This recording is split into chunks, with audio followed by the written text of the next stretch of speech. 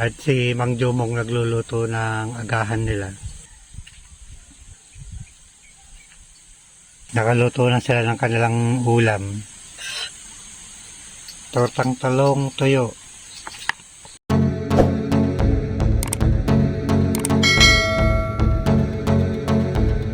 Welcome to my vlog.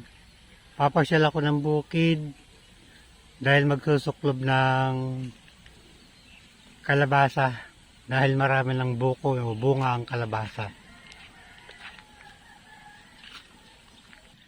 Pansamantalang pinatay ang irigasyon. Inilipat muna sa ibang lugar dahil hindi pa masyadong kailangan ng tubig dito sa gawin namin. Malalaki na yung palay na nadadaanan ko papuntang bukid.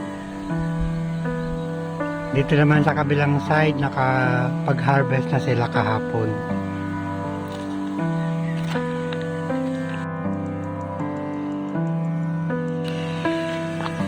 Nililinis niya ang gilid ng irigasyon, tataniman niya ng gulay.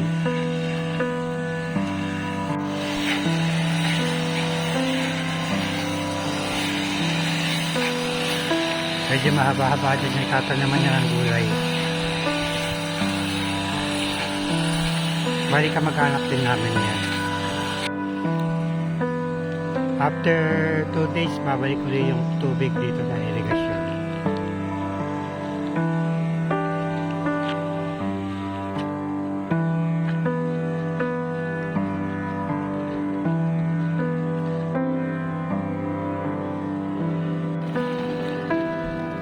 Dito na ako sa bukid.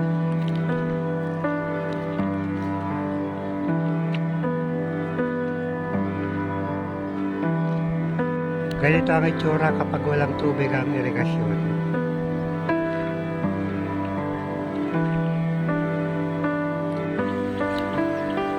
Ito na yung itsura ng sabog tanim na palay.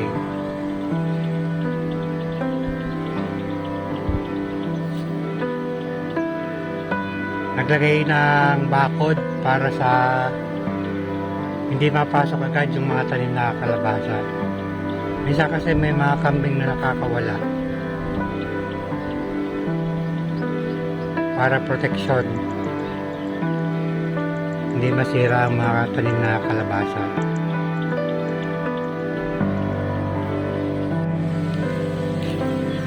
Madaming mga buko.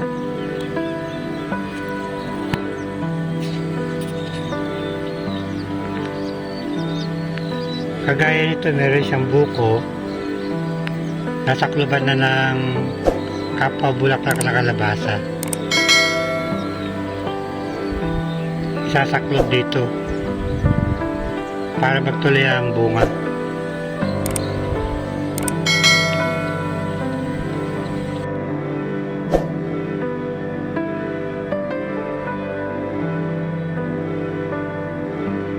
Nakatapos na silang magsuklob ng kalabasa.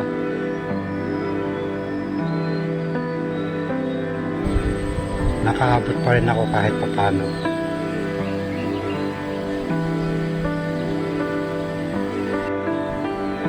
Ang daming bunga ng barawbaw o yung munggo. Kapag kasi nagluluto kami, tawag namin barawbaw. Bali, ito yung mga munggo na sariwa. Niluluto namin inapraw.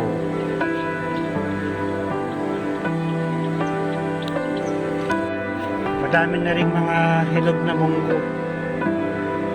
Pwede nang pitasin.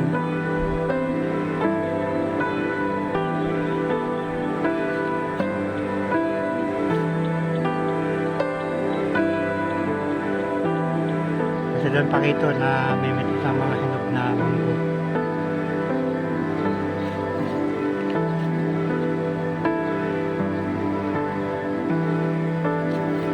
Sayang kasi kapag hindi pinitas.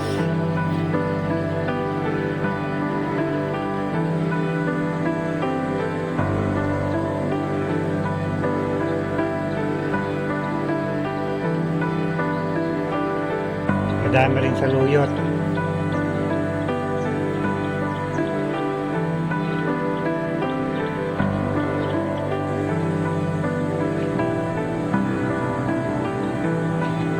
Magaganda yung mga dahon ng saluyot.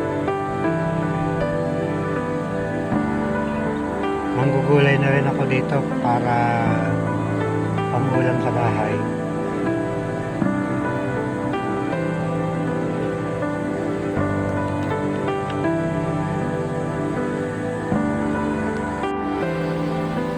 Manggugulay ako ng saluyot, sariwang munggo, tsaka bulaklak ng kalabasa. Marami namang talong doon sa likod ng bahay.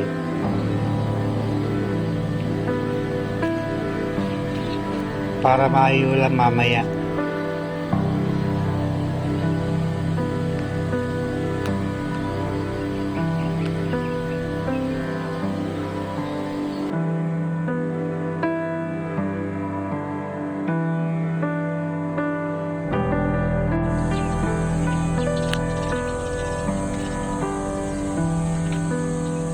At si Mang Jomong nagluluto ng agahan nila.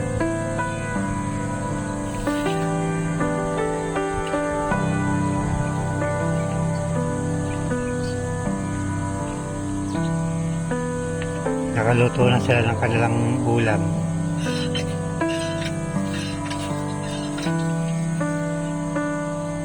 Tortang talong tuyo.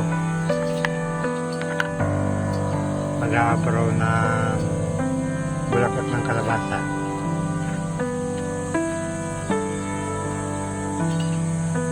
Tsaka munggo.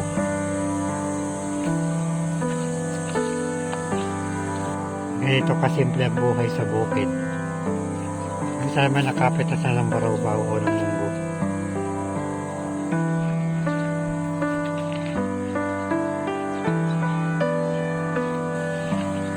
Marami rin napita sa munggo si Don Paquito.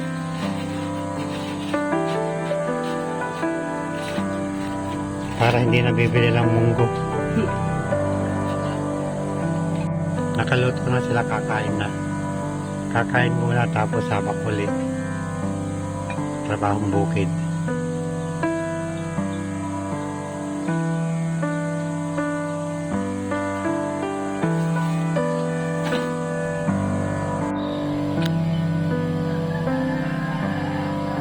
Maganda naman yung liliman nila dito. Maraming mga kahoy din na nakapaikot kaya hindi mainit.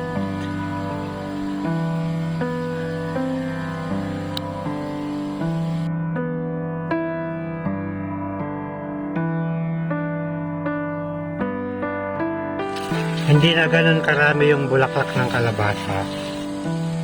Mostly mga naging bunga na. Tsaka mas madami yung mga bulaklak na may mga bunga o buko.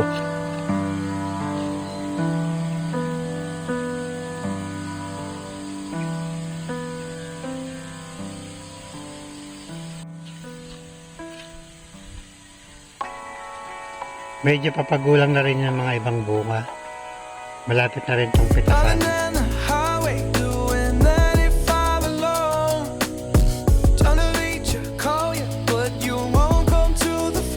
Nakakatawa ang kakapal ng bunga.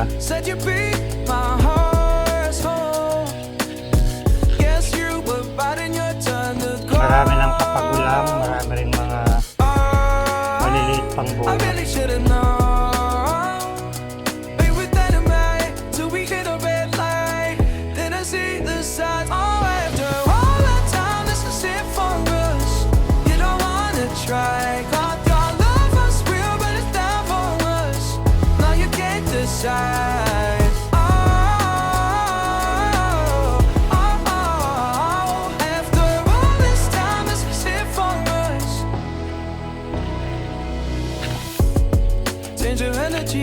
Yeah, you switch things up, now you seem brand new to me. But was that even for? Was you playing your games? Was you really bored? No. I really should've known. Be with that in May till we hit a red light. Did I see the signs? Oh, after all that time, this is it for us. Uwi muna si Don Paquito. ihahatid niya yung pinitas No, ng you munggo. can't decide. Wala pa kasi yung service. Baka may lakad. Kaya medyo silang kalit. Malapit lang naman ang bahay. Masasalubong din niya yung service mamaya. Ito muna ang update sa talim na kalabasa dito sa bukid.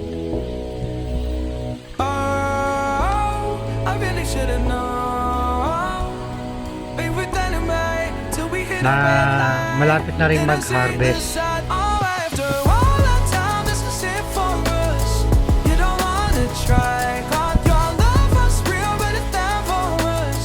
Still here.